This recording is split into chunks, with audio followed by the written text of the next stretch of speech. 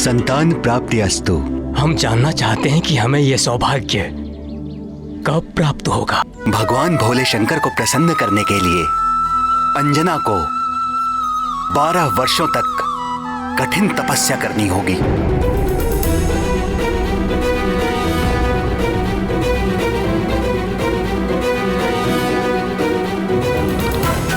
यहां से दक्षिण में त्रिलिंग देश में वेंकटाचल नामक पर्वत है, जिसे वाराह क्षेत्र भी कहते हैं। भगवान श्री विष्णु के तीसरे अवतार श्री आदि वाराह ने पृथ्वी का उद्धार करने के पश्चात उसी स्थान को अपना सतत निवास स्थान चुन लिया था।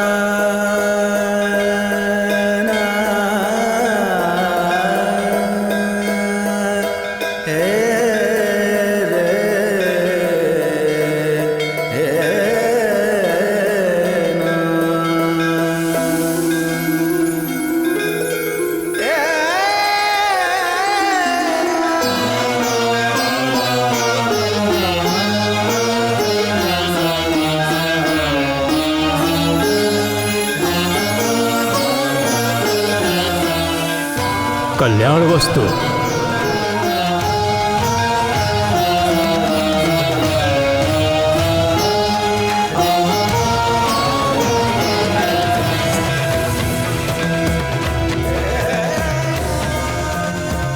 उसके उपरांत आकाश गंगा तीर्थ में स्नान करके तपस्या आरंभ करना। भगवान उमाकांत अवश्य कल्याण करेंगे।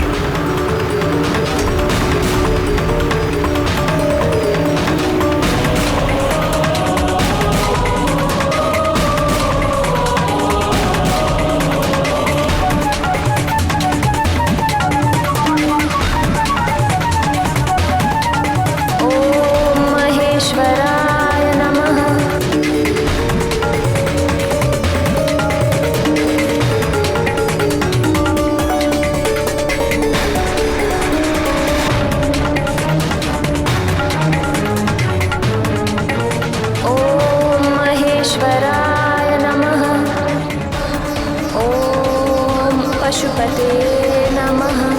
ओम सर्वाय नमः। ओम विश्वरूपे नमः। ओम कपिदेवाय नमः।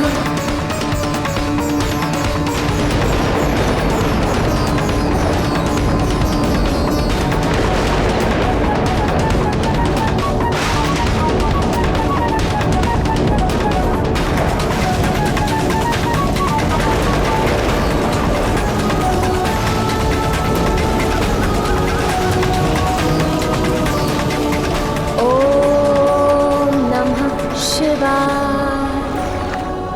ओम नमः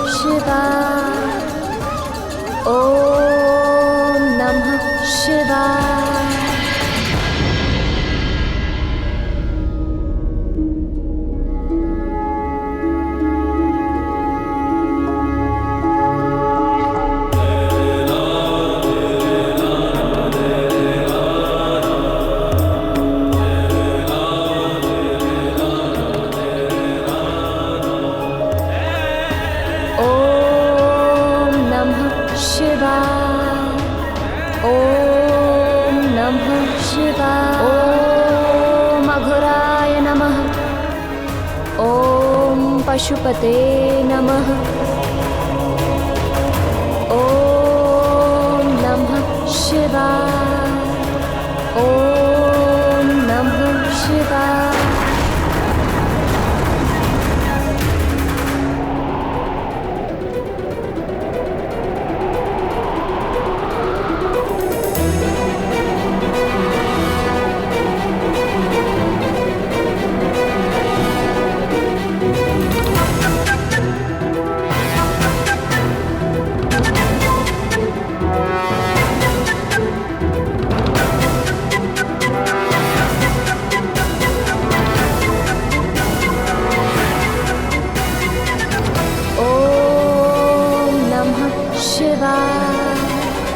ॐ नमः शिवाय।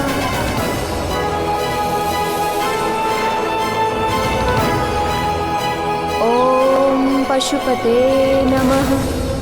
इसी प्रकार कठोर तप करते हुए 12 वर्ष व्यतीत हो गए। अंजना की इस घोर तपस्या को देख देखकर करुणामयी जगत जननी भगवती पार्वती का हृदय निरंतर पसीजता रहा, किंतु कैलाशपति भगवान आशुतोष अपनी समाधि से बाहर आने का कोई संकेत तक नहीं दे रहे थे। अंततः सत्व मूर्ति शैल पुत्री का धैर्य छूटने लगा।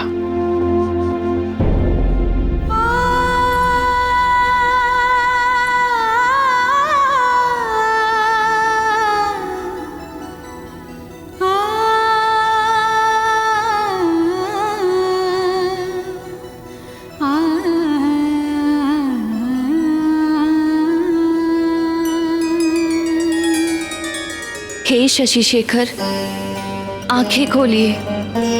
अंजना के तप से समस्त लोग कंपित हो उठे हैं। हे दीनानाथ, आप तो आशुतोष हैं, अपने भक्तों पर शीघ्र प्रसन्न हो जाते हैं। फिर अंजना के घोर तपस्या को तो 12 वर्ष बीत चुके हैं प्रभु, आप कब प्रसन्न होंगे? उस दीन के प्राण संकट में है दीनबंधु, दया कीजिए। आपके अंश का अवतार काल भी निकट आ पहुंचा है। आंखें खोलिए स्वामी और उसे उसकी तपस्या का फल दीजिए। आंखें खोलिए स्वामी और उसे उसकी तपस्या का फल दीजिए।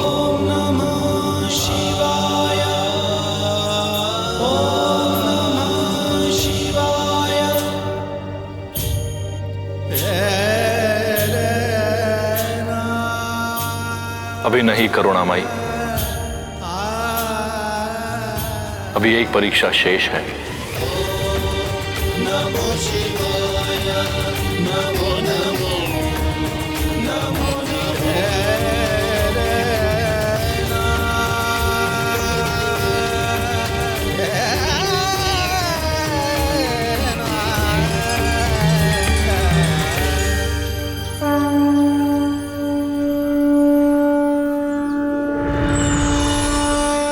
अंजना, तुम्हारा कल्याण हो पुत्री। तुम्हारी तपस्या पूर्ण हुई। आंखें खोलो पुत्री।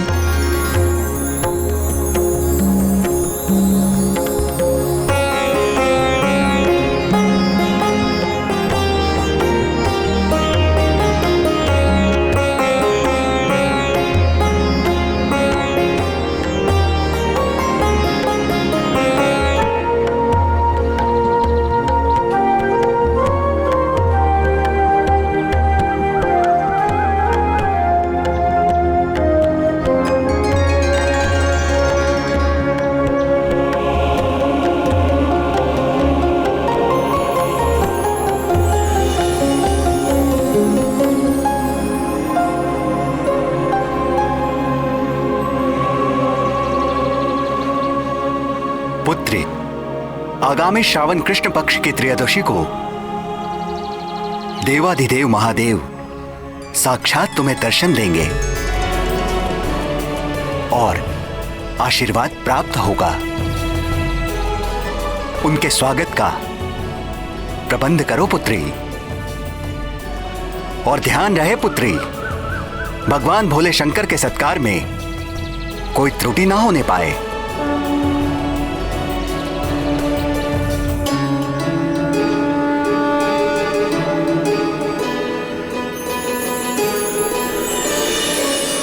जब ब्रह्मा जी की 100 दिव्य वर्षों की आयु पूर्ण हो जाती है तो मैं प्रलयकालीन संवर्तक सूर्य बनकर अपनी प्रचंड किरणों से समुद्र, पृथ्वी और प्राणियों के शरीर से सारा जल सोख लेता हूं। जब समस्त ब्रह्मांड दहकने लगता है तो मैं ही प्रलयकालीन मेघ के रूप में सहस्रों वर्षों तक मोटी मोटी धाराओं से इस समस्त ब्रह्मांड को जलमग्न कर देता हूं। तब पृथ्वी जल में विलीन हो जाती है, जल तेज में, तेज वायु में, वायु आकाश में, और आकाश अहंकार में लीन हो जाता है, अहंकार महतत्व में, और महतत्व मूल प्रकृति में लीन हो जाता है।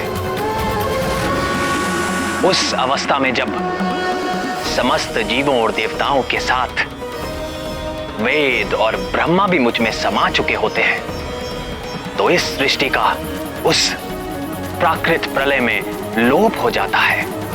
फिर नवीन सृष्टि का समय आने पर मैं समस्त सृष्टि के तत्वों व उनकी एकता के द्वारा एक विराट शरीर की रचना करता हूं।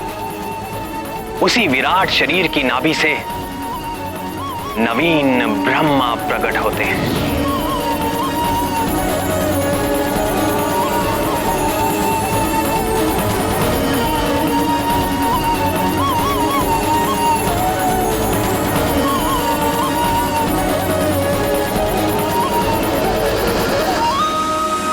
अगली प्राकृत सृष्टि के आरंभ में प्रिय हनुमान ब्रह्मा बनकर अपने इस जन्म में अर्जित ज्ञान, विज्ञान और मेरी प्रेरणा के आधार पर वेदों व पुराणों को धारण करेंगे। तत्पश्चात रजोगुण का आश्रय लेकर संकल्प शक्ति मात्र से सृष्टि कार्य में संलग्न होंगे और भू, भुआ और स्वः नामक त्रिलोकी की रचना करेंगे। और फिर प्रजापतियों के माध्यम से वृक्षों, पशु पक्षियों, मनुष्यों की सृष्टि के साथ देवता, पितर, असुर, गंधर्व, अप्सरा आदि की देव सृष्टि भी करेंगे। यन्नाभि पद्म भवनादहमासमीक्य लोकत्रयोपकरणो यदनुग्रहेण तस्मै नमस्त उदरस्त भवाय योग।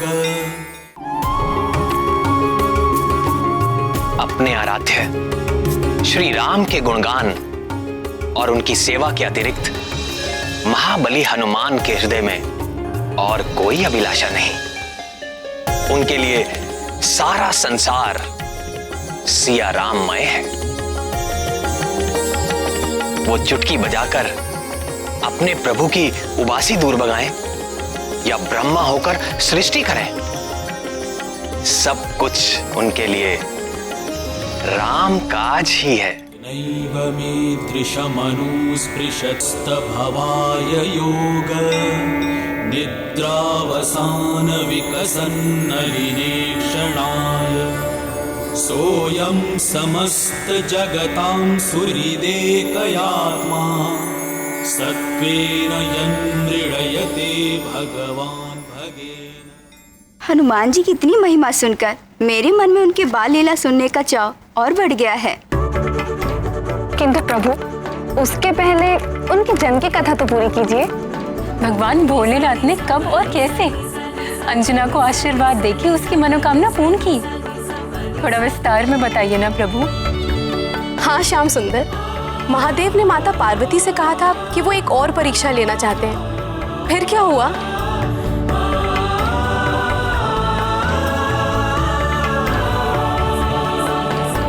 अंजना और केसरी को कहां यह ज्ञात था? वो तो भगवान नंदीश्वर के स्वागत का आयोजन कर उनकी प्रतीक्षा कर रहे थे। अंततः श्रावण कृष्ण पक्ष की त्रयोदशी का मंगलकारी दिन आ ही गया।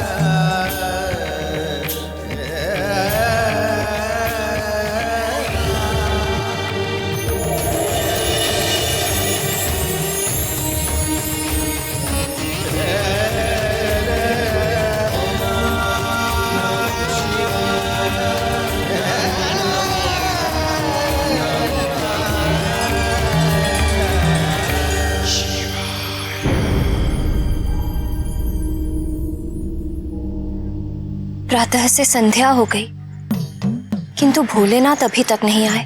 भक्ति भिक्षाम देहि, भवति भिक्षाम देहि, भवति भिक्षाम देहि।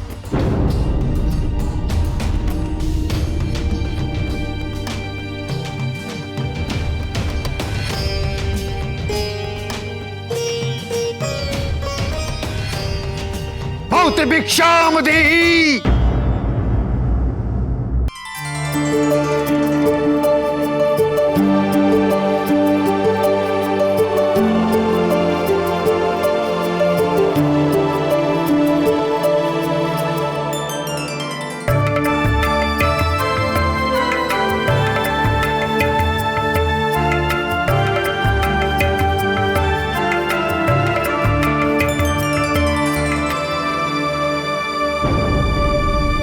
क्या इस बूढ़े के साथ उपहास कर रही हो?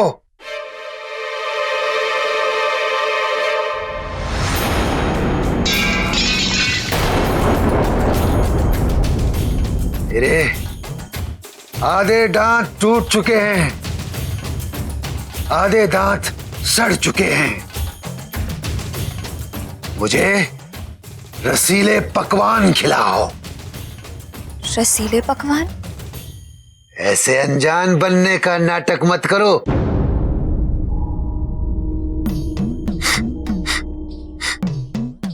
तुम्हारी रसोई में 56 भोग पकाए गए हैं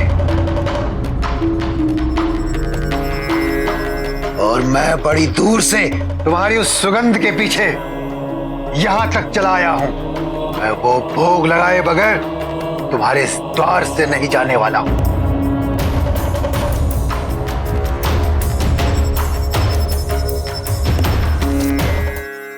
क्षमा करें बाबा, आज हमारे घर में एक विशेष अतिथि आने वाले हैं और ये सारा आयोजन उनके स्वागत के लिए किया है। तुम कह रहे हो कि मैं अतिथि नहीं हूं? मैं बूढ़ा, दरिद्र, करूप हूं, इसलिए वो अतिथि नहीं होता जिसको न्योता देकर बुलाया जाए। अतिथि वही होता है जो बिना बुलाए किसी भी तिथि में चला जाए। नहीं नहीं बाबा, मेरी बात का अर्थ यह था कि ये सब हमारे इष्ट नहीं, अनिष्ट होगा तुम्हारा। मेरे समान बूढ़े दरिद्र भूखे को भोजन न करा के कोई भी इष्ट प्रसन्न नहीं होने वाला। बोलो, कराते हो 56 भोग? तो मैं चला।